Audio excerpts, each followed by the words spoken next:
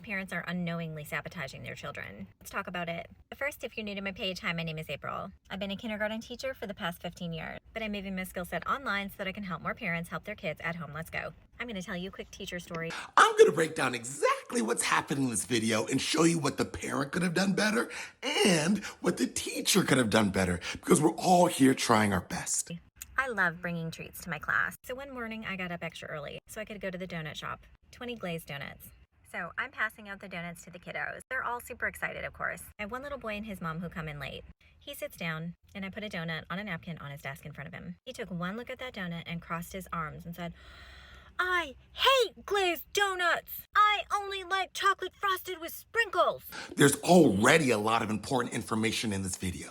First, the parent and the child come in late. So if we put on our positive intent glasses, we can probably recognize that the parent and child probably had a rough morning, that something in the morning was not going their way. So they're showing up into the classroom already in an emotional state where their emotional state skills are. The blaming, the name calling, the verbal aggression, the me versus you mentality is all here in an emotional state. And what triggers us to go into an emotional state, not just the children, but us adults as well, is when the world does not go our way. My guess is that the refusal of the donut had less to do with the flavor of the donut and more to do with how his day was going and the state he happened to be in that moment when she put the donut on his desk. And this moment is not going as the teacher was hoping that it would go too. And so the teacher is getting triggered to an emotional state where she's going to see the world as me versus you, where she's going to try to win over this kid. Now let's see how she does it. So I got down eye level to him and I said, "Friend, Miss April had to get up extra early this morning so that she could go get donuts for you guys. And I spent my money to buy you this treat. That was nice of me to do that for you guys. And your reaction does not make me feel good." So calmly, I picked up the donut on the napkin and I walked it back to the donut box. Children do not get to act like that and then still be rewarded. Now, what triggered this teacher to go into a me versus you emotional state and get into a power struggle over a glazed donut? Now, a lot of people would say it was just child's reaction that triggered the teacher into an emotional state, but it was actually this teacher's own trigger story, their own trigger thought that triggered the teacher into an emotional state. And it sounded like this. She said it for us. Children do not get to act like that and then still be rewarded. Now, here's where I'm a little confused. I don't know if the treats were a reward for the class or she was bringing the treats out of the kindness of her heart because she loves bringing treats. If she's bringing the treats out of the kindness of her heart, then why are there so many strings attached to her gift? And if she's bringing the donuts as a reward, giving or taking away a glazed donut is not going to teach this child how to manage their emotions. It's not going to teach them how to deal with disappointment. It's not going to teach them how to refuse a gift in a more pro-social way. And it's definitely not going to teach them to solve problems without overpowering the other person. We have to model that if we want to teach it. Remember, the mom is still in the classroom. She walks over to the donut box and gets the donut out of the box and brings it back to him and sets it in front of him. And she goes, "Oh, he's sorry, Miss April. Aren't you, honey? Tell Miss April you're sorry." Let's talk a little bit more about the parent here. Based off the information in the video that the teacher gave us, I imagine that the parent is feeling judged in an emotional state. She's doing a lot more of excusing and saving from behavior and emotions rather than addressing behavior and emotions. And it looks like her survival state is showing where she's using her survival state skill of fawn, which is pretty much people pleasing. She's trying to please her child. She's trying to please the teacher, as opposed to thinking about what would be most helpful for both of them to navigate the behavior, to navigate the conflict, to navigate the emotions. And it's likely she doesn't even have those skills because she grew up just having things taken away from her like most of us. And yeah, of course he's not going to apologize. Empathy is an executive state skill that's not fully developed till 25, 26. And this child's in the emotional state.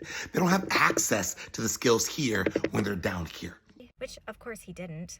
Then she looks at me. "Oh, he didn't sleep very well last night. I'm sorry. He's really grumpy." This moment would have been a really good learning opportunity for him. You're right. This could have been a great learning opportunity for him. And for the mom to see, okay, Miss April handled this very calmly, but she set a boundary and a natural consequence that made sense. I didn't hear a boundary. I heard a punishment. And a natural consequence is a consequence that happens without our intervention. It happens naturally.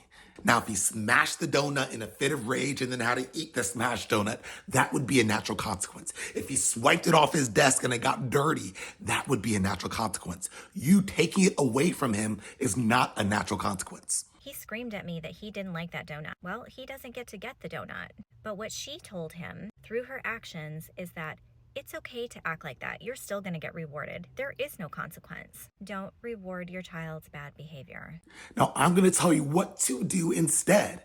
And that's your first lesson. You're probably watching this video hoping that this part would come where I would tell you what to do instead of just what not to do.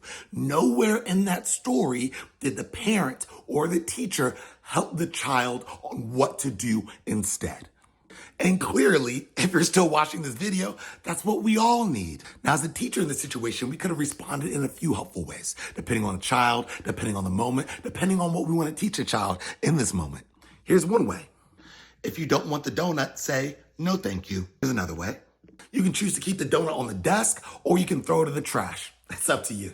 Or if I had a little time on my hands, I might say something like, something happened? Now, what could the parent have done differently? Because the parent is in a little bit of a tricky situation because she's in the classroom, which is the teacher's domain, where the teacher arbitrarily makes up the rules there. The most helpful thing that the parent can do here is focus on what's in their control and co-regulate with the child.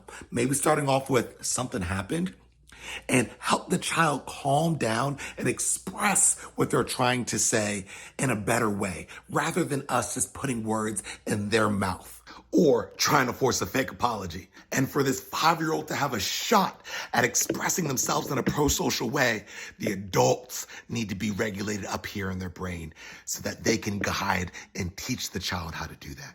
Unfortunately, most adults learn the skills that are down here, their survival state skills and the emotional state skills, and that's what you hear being played out in this story. And absolutely no shame towards the parent or the teacher because we're all trying our best. And it's hard for us to rewire our brain to use more executive state skills as opposed to emotional survival state skills. But when you know better, you have the opportunity to do better. And I hope this video helped you on that journey to just do a little bit better today.